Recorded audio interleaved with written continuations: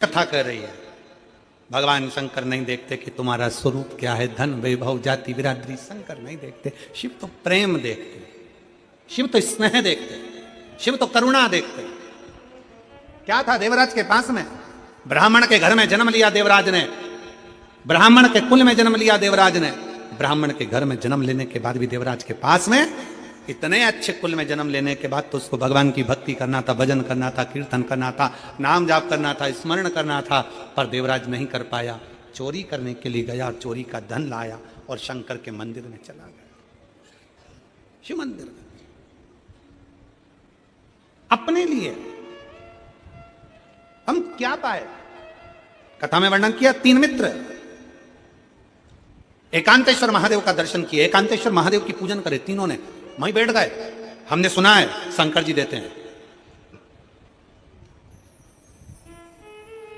शंकर जी की कृपा हो गई। बोला तो बोला है, इन्होंने वहां पर जाकर बैठकर जो तप करा, मंदिर में झाड़ू पोछा करा, शंकर जी प्रकट हो गए। मांग लो, तुमको क्या चाहिए, क्या चाहिए तुम दोनों तीनों को मांगो। अब उसमें 2 जो थे, 2 दोस्त जो थे वो काले थे और एक गोरा था।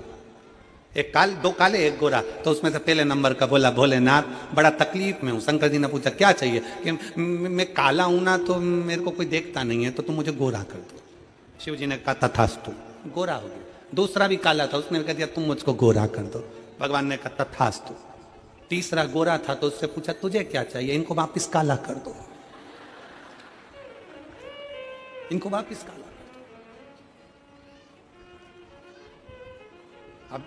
कथा पर थोड़ा ध्यान देना। 2 दोस्तों ने अपने लिए मांगा कि मुझे गोरा कर दो। 2 दोस्तों ने अपने लिए मांगा, पर तीसरा विचार करा, अगर ये दोनों गोरे हो गए तो सबको अच्छे लगेंगे, फिर मुझे कौन देखेगा। चाहता तो शंकर जी सामने खड़े थे, अपने लिए मांग लेता जो मांगना था, पर दूसरे का बुरा चाहने के चक्कर में अपने लिए मांग ना सका और दूसरे के लिए मांग लिया। दूसरे कई लोग ऐसे होते हैं, पड़ोसन से झगड़ा हो गया, मंदिर में चले गए, लोटा भर के जल चढ़ा करा, मेरी पड़ोसन का ऐसा हो जाए। शंकर जी प्रसन्न थे, वर देने के लिए तैयार थे। शंकर भगवान थे, वर देने को तैयार बैठे थे। चाहता तो अपने लिए मांगता, दूसरे का बुरा क्यों मांगे, दूसरे का अहित क्यों मांगे, दूसरे का गलत क्यों मांगे। अगर हम मेहनत कर रहे हैं, हम एक लोटा जल चढ़ा रहे हैं, हम शंकर का गुणगान कर रहे हैं, हम शिव की स्तुति कर रहे हैं, तो अपने लिए मांगो ना, अपने लिए पाओ ना। हम अपने लिए नहीं मांगे। कई लोग दूसरे का बुरा मांगते रहते हैं। शिव महापुराण की कथा कथी, सर्वे भवन्तु सुखिनः, सब सुखी रहे। आ जाओ, सब सुखी, सर्वे भवन्तु सुखिनः, सब में सुख हो, सब में आनंद। आ जाइए, आ जाओ।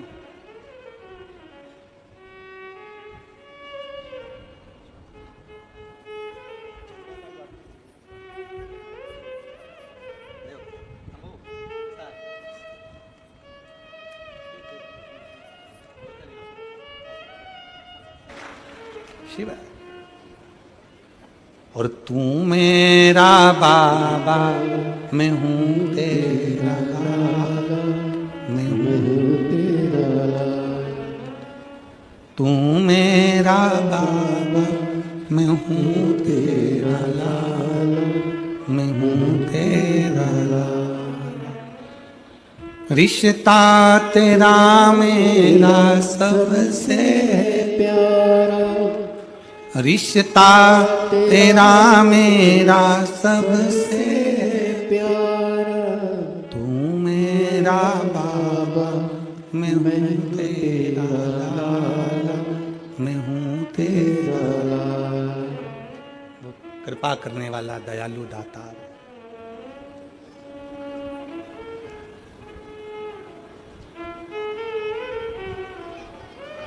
उस बच्चे की भक्ति शिव के प्रति कितनी बढ़ गई होगी, जिसके अंदर एक आस जगी है कि मैं थोड़ा सुनने लगा हूं तो मेरी वाणी भी आ सकती है। विश्वास उस बच्चे के अंदर जागृत हुआ, विश्वास।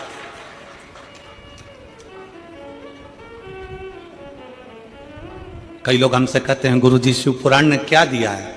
हम कहते हैं शिव पुराण ने विश्वास दिया है। व्यक्ति हार नहीं सकता, आगे बढ़ता जाता है। थोड़ी मेहनत हाथ की, बाकी कृपा भोले। नाथ की। थोड़ी मेहनत आपको करना है, बाकी की वो संभाल लेगा। थोड़ा मेहनत आपको करना पड़ेगा, परिश्रम आपको करना पड़ेगा, संभालेगा।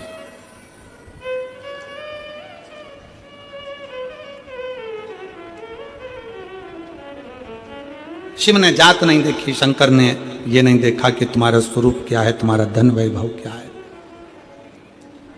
देवराज चोरी का धन लेकर शंकर के मंदिर में चले जाते हैं, चोरी का धन लेकर बैठ जाते हैं शंकर की भक्ति में। थोड़ी देर बैठे, शिव भक्ति का फल वो है कि हम सर्व जगत के हित के लिए मांगे, अपने कल्याणार्थ। दूसरे का बुरा करने के लिए हमको नहीं मांगना।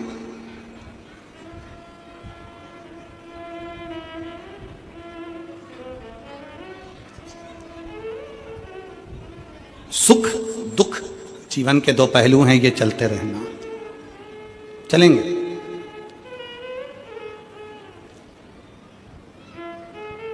सुख दुख दोनों चलेंगे। हमने पहले भी कथा में कहा है, माताएं अपने गले में मंगलसूत्र बांधती। कौन बांधता है मंगलसूत्र को? उसका पति। कब बांधता है? शादी में। इधर छत्तीसगढ़ में बांधते कि नहीं बांधते हमको नहीं मालूम। बांधते? हाँ। हमारे कथा के यजमान पूर्व के बोल रहे हैं बांधते। ठीक है। शादी में ही मंगलसूत्र क्यों बांधा जाता है? पहले बांध दो तो बंधेगा नहीं। शादी के समय पर लड़का लड़की के गले में मंगलसूत्र बांधता है। उस मंगलसूत्र में काले धागे और पीले मोती, सोना का मोती, काला धागा, काला मोती, पीला मोती, काला मोती, पीला मोती, ऐसा होता है। पूरा मंगलसूत्र क्या पीला ही पीला होता है क्या? जम के बोलो जरा। नहीं, उसमें काला मोती और पीला मोती दोनों होता है। फिर आखिरी में उसमें एक पेंडिल होता है, वो मंगलसूत्र कहलाता है। क्यों शादी में बांधा जाता है? जिस लड़की के गले में लड़का मंगलसूत्र बांधता है, उस शादी के समय पर वर कन्या के गले में, दूल्हा दुल्हन के गले में मंगलसूत्र बांधता है। उसका मतलब यह होता है कि अब आपकी और हमारी शादी हो रही है। जिंदगी की गाड़ी में ये मोती जो दिख रहे हैं, जिसमें पीले भी हैं और काले भी हैं, मतलब जिंदगी में लंबी जिंदगी है। मंगलसूत्र भी बहुत लंबा होता है। उस लंबी जिंदगी में सुख के दिन पीले मोती भी आएंगे और काली रात दुख की काले मोती भी आएंगे। पर चिंता मत करना, चिंता मत करना। काले मोती भी मंगलसूत्र में है और पीले मोती भी मंगलसूत्र में है। शिव महापुराण की कथा कहती है, शादी में दूल्हा दुल्हन को इसलिए बांधता है कि जिंदगी के इस डोर में, जिंदगी की इस राह में पीले मोती सुख के भी आएंगे तो कभी कभी काले मोती दुख के भी आएंगे। घबराना नहीं, आखिरी में एक पेंडिल आएगा।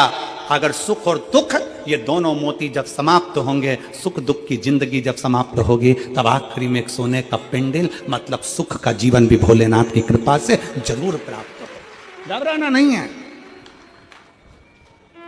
मंगलसूत्र भी प्रेरणा देता है कि केवल सुख सुख नहीं, काले मोती का दुख भी है तो वो भी सामने आएगा, तकलीफ है वो भी सामने आएगी, उसको निभाते हुए चलना। देवराज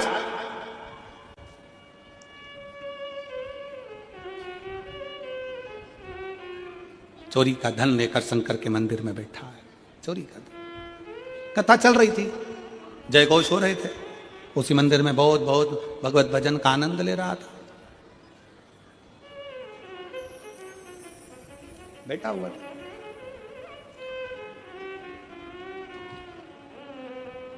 थोड़ी थोड़ी देर में शिव महापुराण की कथा वाचने वाले पंडित जी आवाज लगा रहे थे, हर हर महादेव। थोड़ा जम के बोलो एक बार, हर हर। पंडित जी आवाज लगा रहे थे।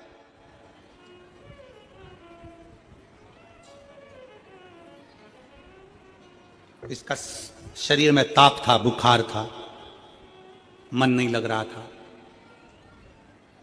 चित्त नहीं लग रहा था। कैसे जाए, क्या करे, कैसे पहुंचे?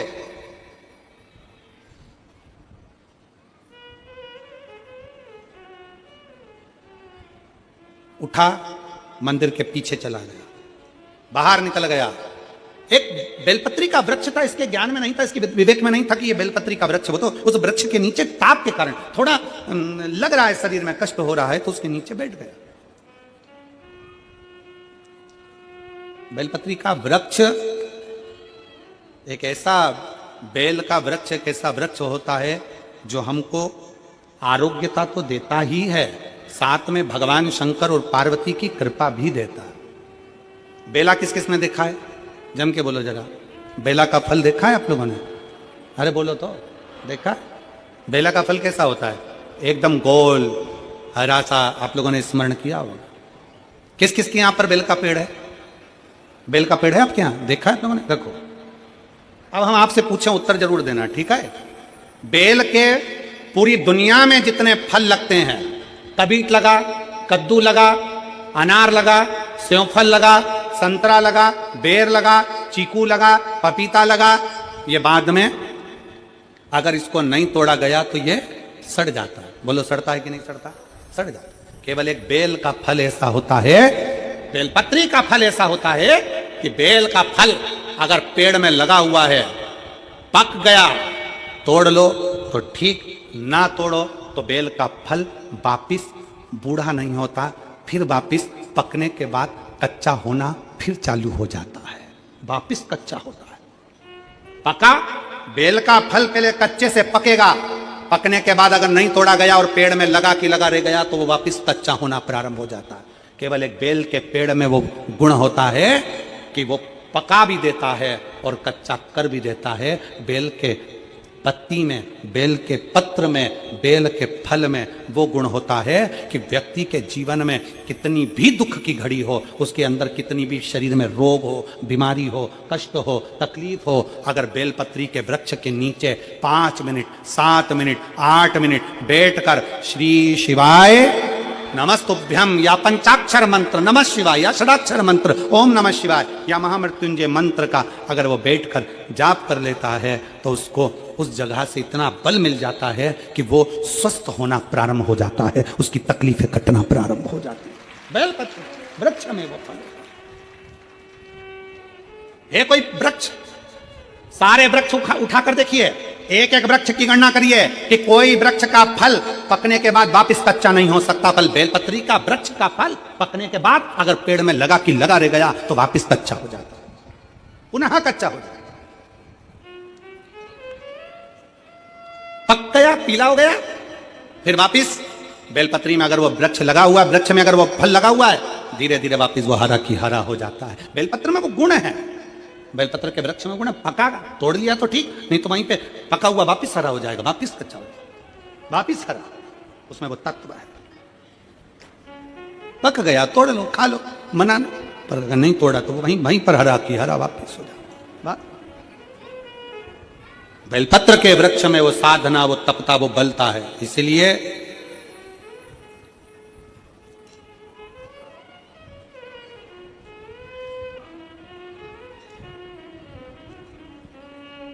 कुबेरेश्वर धाम सीहोर में अभी तो निर्मित नहीं है, अभी थोड़ा काम चल रहा है वहां पर। जिस स्थान पर बैठकर हमने भी भगवान शंकर के, कंकर शंकर का स्मरण किया, इसी पवित्र भूमि पर बड़े आनंद के साथ बेलपत्री के वृक्ष के मध्य में तुमरुकेश्वर बाबा की मूर्ति, और वहां पर उस बेलपत्री के वृक्ष की परिक्रमा का ऐसा स्थान बनाया जा रहा है जहां आप भी, हो सकता है उसको बनाने में 6 महीना, 8 महीना, 1 साल लग जाए, पर वहां बैठकर आप भी जब उस बेलपत्र की छांव में तुमरुकेश्वर महादेव की साक्षी में शंकर का गुणगान करोगे तो वहां से रोग मुक्त होकर ही जाओगे, ये निश्चित बात है। ऐसा सुंदर उसका निर्माण बेलपत्र के,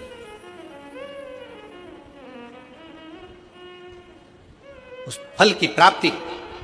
शिव महापुराण की कथा कहती है, भगवान शंकर का चरित्र कहता है, देवराज नाम के ब्राह्मण का चरित्र करा है कि देवराज चोरी का धन लेकर आया और शंकर भगवान बेलपत्री के वृक्ष के नीचे उसके प्राण छूट गए और शंकर भगवान के धाम कैलाश चले गया। कारण क्या था? जब बेलपत्री में, बेलपत्र के वृक्ष में लगने वाला फल वापिस हरा हो सकता है, तो कोई अगर अपने मार्ग से भटक भी जाता है, शंकर को अगर उसने 1 लोटा जल चढ़ाया होता है, उसके परिवार के किसी व्यक्ति ने शिव को 1 लोटा जल समर्पित करा होता है, तो वो व्यक्ति वापिस भगवान शंकर की भक्ति की ओर जुड़कर अपना कल्याण कर ही रहता है। शिव तत्व की प्राप्ति शंकर का अनुमोदन है। 2025 की ये कथा जो हाले कोसा में छत्तीसगढ़ की पवित्र भूमि पर चल रही है, आज तो कथा का समय 1 बजे से 4 बजे तक था, पर कल से पूरे 6 दिन तक कथा का समय 2 बजे से 5 बजे तक रहेगा। पंडाल में आप लोग जो कथा सुनने आने वाले हैं और टीवी पर जो लोग कथा सुनने वाले हैं, वो 2 बजे से 5 बजे तक शिव महापुराण की कथा को अपने हृदय में धारण करेंगे। आज तो 1 से 4 तक, पर कल 2 बजे से 5 बजे तक कथा का रसतत्व ऐसे सुनो। हाले कोसा की इस भूमि पर बैठकर आसपास के क्षेत्रवासियों से निवेदन करूंगा, दिल से कथा का रसतत्व ग्रहण करना।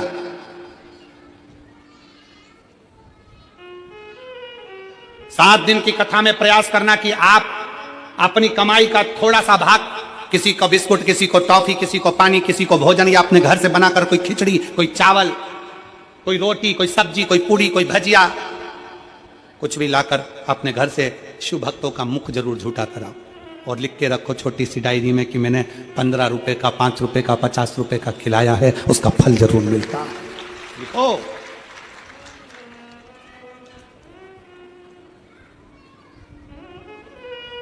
भक्ति में डूबो, शिव तत्व में डूबो। देवराज भगवान शंकर के धाम चले गए। अगला वर्णन आया है श्री बिंदुक। बिंदुक जिनकी धर्मपत्नी का नाम चंचुला देवी है। धर्मपत्नी चंचुला,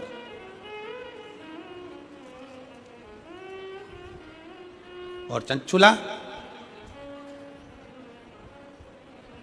जिसने पति की कमाई का भोग तो करा, पर कभी पति को सतमार्ग नहीं बताया।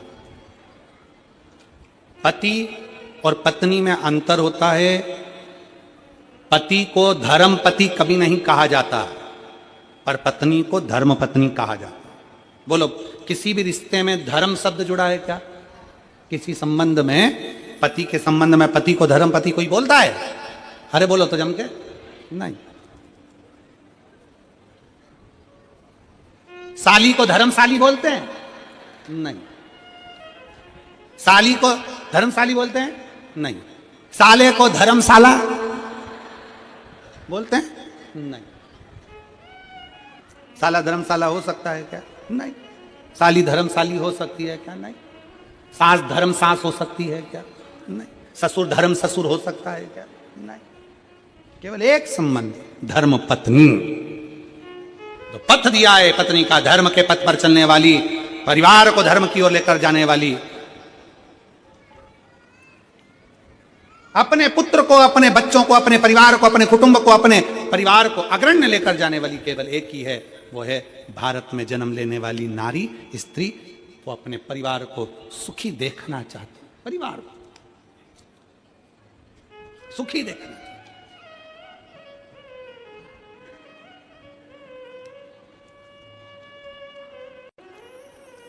चंचुला अपने पति को जब प्राण छूट जाते हैं, तब काशी में जाके शिव तत्व को ग्रहण करती है और भगवान शंकर की कथा का रस तत्व ग्रहण करती है। तब शिव और पार्वती जी ईश्वर जी गोरा जी बनकर पधारते हैं। जोरदार ताली बजाएं। शंकर पार्वती जी ईश्वर जी गोरा जी बनकर पधार रहे हैं। बड़े भाव से, आनंद से ईश्वर जी और गोरा जी पधार रहे हैं। जोरदार ताली बजाकर स्वागत, वंदन, अभिनंदन। बोल भगवान विश्वनाथ भगवान की जय। ईश्वर जी गोरा जी पधारे हैं। जोरदार ताली बजाकर स्वागत, वंदन, अभिनंदन। आज कथा का पहला दिवस यहाँ पर विराम हुआ है, ध्यान रखेंगे। ये कथा 4 जनवरी से 10 जनवरी तक हाले कोसा छत्तीसगढ़ में चल रही है। राजनंद